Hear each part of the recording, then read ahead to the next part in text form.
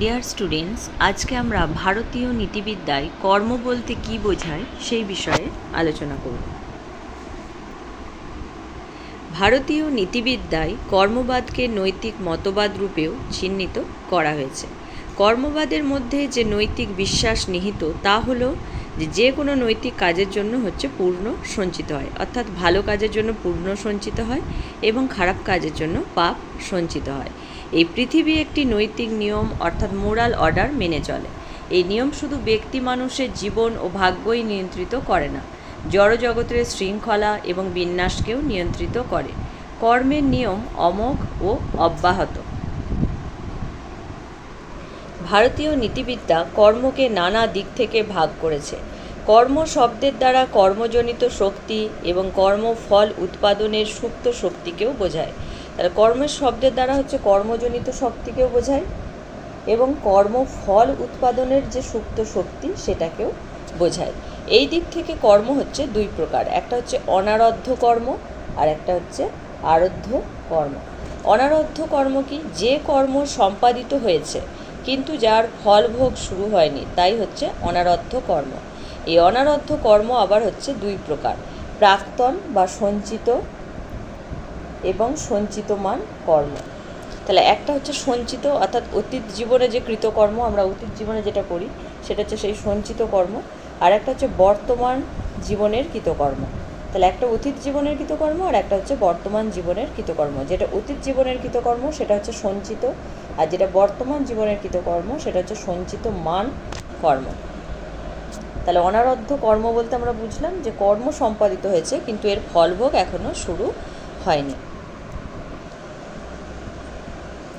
আরব্ধ কর্ম বা প্রারব্ধ কর্ম কি? যে কর্ম সম্পাদিত হয়েছে এবং যার ফলভোগ শুরু হয়েছে। তাহলে কর্ম সম্পাদিত হয়েছে এবং ফলভোগ করাও শুরু হয়েছে, সেটা আরব্ধ কর্ম। কর্মকে আবার অন্যভাবেও ভাগ করা হয়েছে দুভাগে। কিভাবে? একটা সকাম কর্ম আর একটা নিষ্কাম কর্ম। যে কর্ম কোনো ফল বা উদ্দেশ্য লাভের জন্য করা হয় তা সকাম কর্ম। এই সকাম কর্মের ফল ভোগ করতে হয়। কোনো কিছুর একটা উদ্দেশ্যের জন্য আমরা যখন যে কাজটা করে থাকি, যেমন আমরা ভালো পড়াশোনা করি ভালো রেজাল্টের জন্য, সেরকম ফলের আশা করে যে কর্ম করছি সেটা সকাম কর্ম। নিষ্কাম কর্ম কি? যে কর্ম ফলের আকাঙ্ক্ষা ছাড়া করা হয় তাই নিষ্কাম কর্ম। এই কর্মের ফল ভোগ করতে হয় না।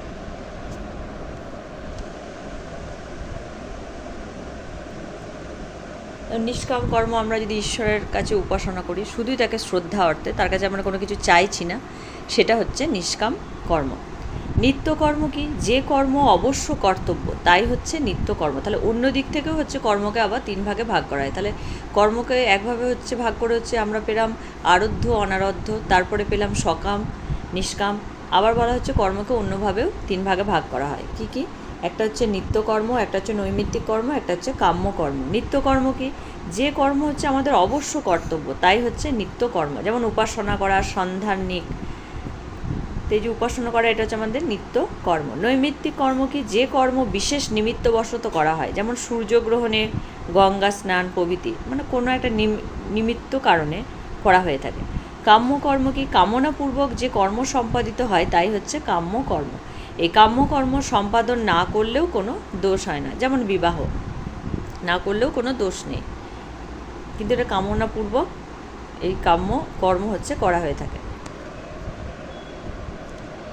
সমালোচনা। ভারতীয় নীতিবিদদের কর্ম সম্পর্কে এই ধারণাকে পাশ্চাত্যের নীতিবিদরা সমালোচনা করে বলেছেন, কর্ম সম্পর্কে এই জাতীয় ধারণা মানুষকে দৈব নির্ভর করে তোলে এবং তার স্বাধীন কর্ম উদ্যোগ নষ্ট করে দেয়।